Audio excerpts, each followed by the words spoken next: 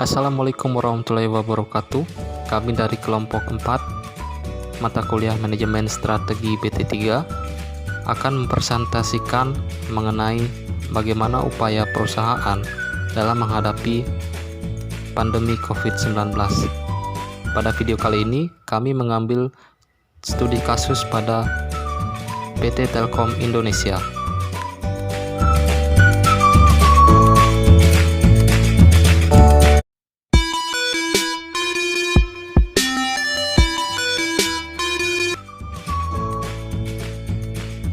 Baik, yang pertama itu ada profil perusahaan PT Telkom Indonesia.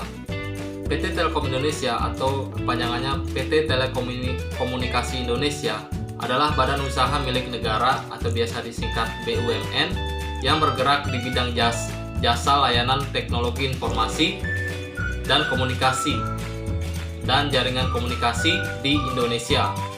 Pemegang saham mayoritas PT Telkom adalah pemerintah Republik Indonesia sebesar 52% dan 48% sisanya dikuasai oleh publik.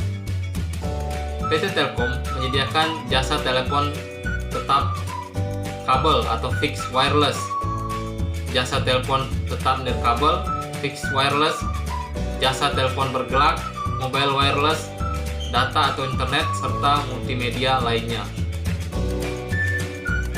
Berikutnya ada visi, misi, dan tujuan perusahaan. Yang pertama itu ada visi PT Telkom Indonesia. Visinya adalah menjadi digital telco, pilihan utama untuk memajukan masyarakat. Kemudian yang kedua misi. Misi PT Telkom adalah mempercepat pembangunan infrastruktur dan platform digital cerdas yang berkelanjutan, ekonomis, dan dapat diakses oleh seluruh masyarakat. Kemudian berikutnya ada tujuan dari PT Telkom Indonesia. Tujuannya adalah mewujudkan bangsa yang sejahtera dan berdaya saing, serta memberikan nilai tambah yang terbaik bagi para pemangku kepentingan negara.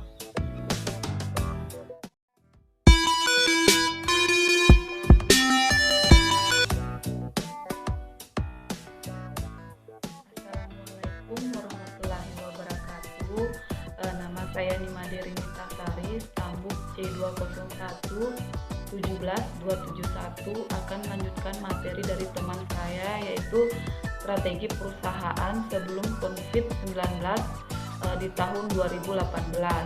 Nah, di sini PT Telkomsel Indonesia Perseroan Tbk optimis meningkatkan kinerja hingga awal 2019.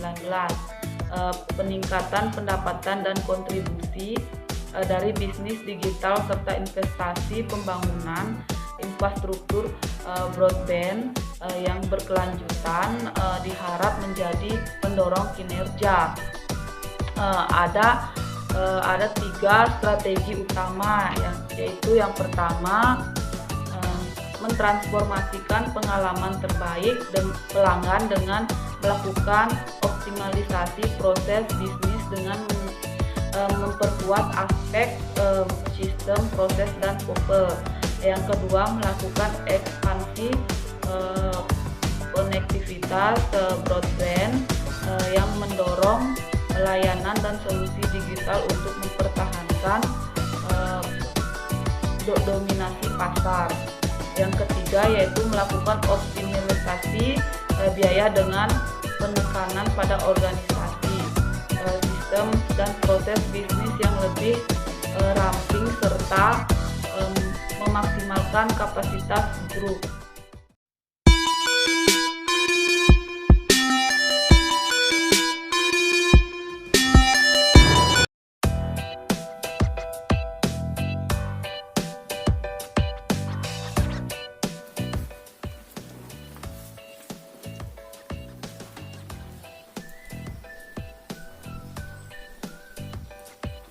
Baik, di sini saya ingin melanjutkan presentasi dari kelompok kami mengenai materi tentang strategi PT Telkom Indonesia dalam menghadapi COVID-19 atau pasca pandemi COVID-19.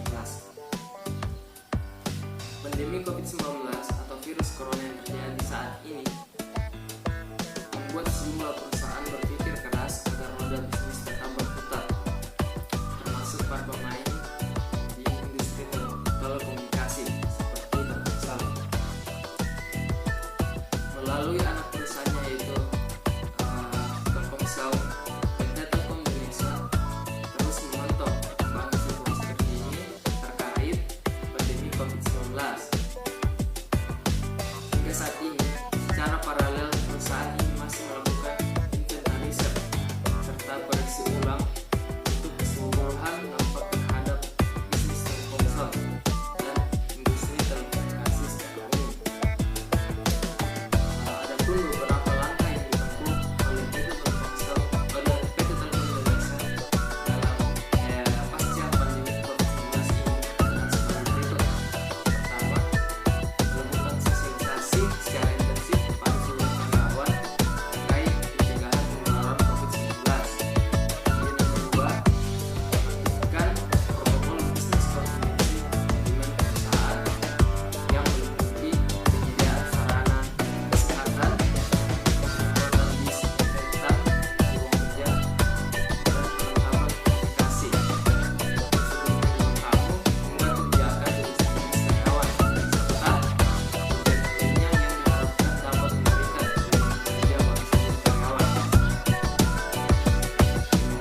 yang ketiga, Telkomsel juga telah mengeluarkan kebijakan agar seluruh karyawan bekerja dari rumah atau work from home. Selanjutnya akan dilanjutkan oleh teman saya. Terima kasih.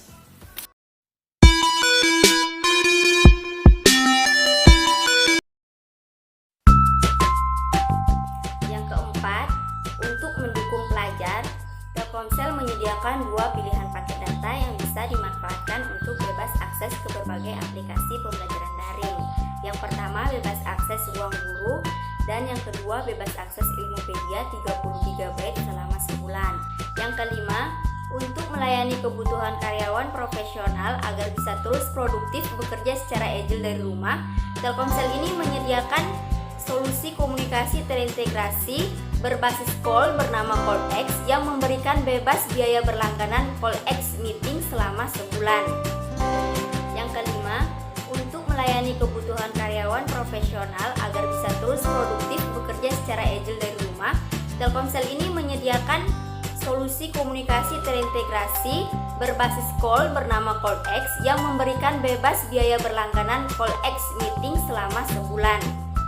Yang keenam yaitu pusat pelayanan kunjungan pelanggan seperti Grafari tetap beroperasi sesuai ketentuan jam operasional setiap unitnya.